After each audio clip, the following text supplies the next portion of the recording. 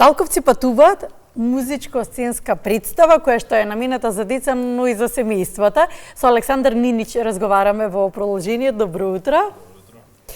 Како настане идејата за представата Металковци патуваат? И многу интересно името, нели? Како го склопивте?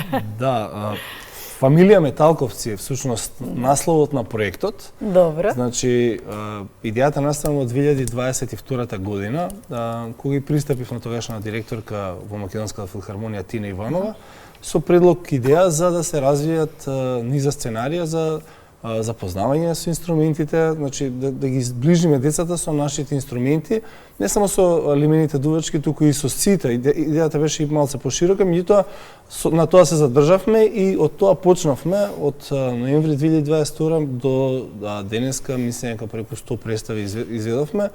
Фамилија Металковци, а потоа со колегата Мицко Дамјановски, кој што не успеа да дојде денеска да ми помогне во представување. Колегата беше инспириран од детските представи и напиша две. Одеднаш буквално му дојде како инспирација и меѓу тие две представи Фамилија Металковци патуваат е неговото дело кое што сега се изведе премиерно пред 2 недели во Македонската опера и балет и навистина позитивни реакции имавме од децата. Представата е интерактивна и двете представи се интерактивни, значи разговараме со децата за инструментите, низ музика, низ песна, низ игра, ги шетаме низ целиот свет, ги запознаваме со инструментите и на крајот се враќаме во Македонија, кај што ќе испееме една македонска народна песна. Од каде се враќаат? Каде се патувате низ светот? Во Металковци патуваат, децата патуваат во Италија, во Франција, најпрво во Франција, Стефан, кој што е првиот трубач, не носи во Франција преку француски шансони, следно е во Италија, кај што ќе нарачаме една пица и ќе испееме о Соле Мио. Потоа одиме во Мексико, каде што колегата Вилијам, вториот трубач, е многу гладен, сака да јаде буритоси, тако си и така натака.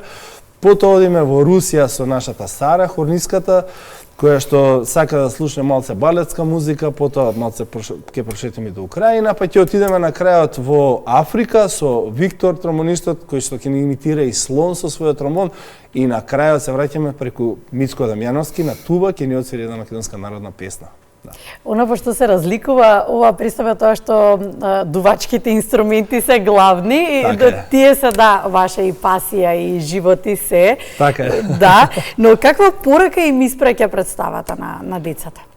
Пораката на представата е дека ние можеме од удобното седиште во Македонската опера и балет да го прошетаме целиот свет, да ја видиме, да научиме што има познато во Италија, што има познато во Франција, во секој дел од светот, да слушаме музиката која што е локална во тој дел од светот и на крајот да се вратиме во Македонија, при тоа да не потрошиме ниту денар на авионски билети, да пропатуваме со музика, а за на крајот исто така пораката е дека сепак учењето на музички инструменти, особено лимените дувачки инструменти, е исплатливо, бидејќи не шета низ целиот свет, ни дава време за вежбање, не дружи со музиката, а на крајот, нели, задоволството е секогаш тука.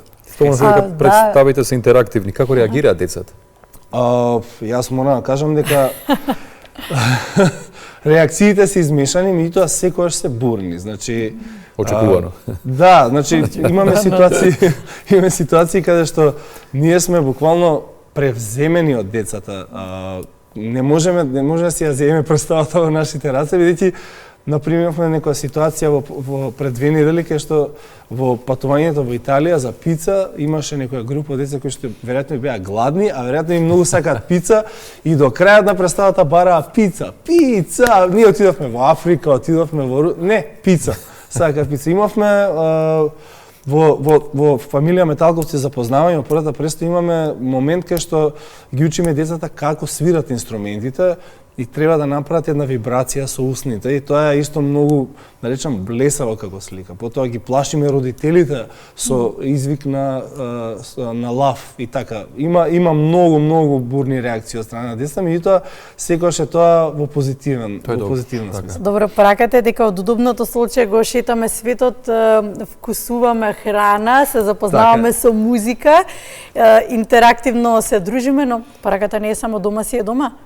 на крај. Да, и тоа дефинитивно. да. Па меѓу другото, пораката на Дома си е дома што кога ќе дојде делот за Македонија, да Мицко споделува некои занимливи пораки меѓу кои што се да си ја цениме земјата, да си ги чуваме реките, шумите, планините и нема ништо поубаво тоа да си дојдеш во Македонија, на една ливада, да си под еден поток, под едно дрво, под една дебела сенка, да си направиш една шопска салата, да си седнеш под сенка, да си свириш музика и така натаму. Може и пица, ние сме сега гладни.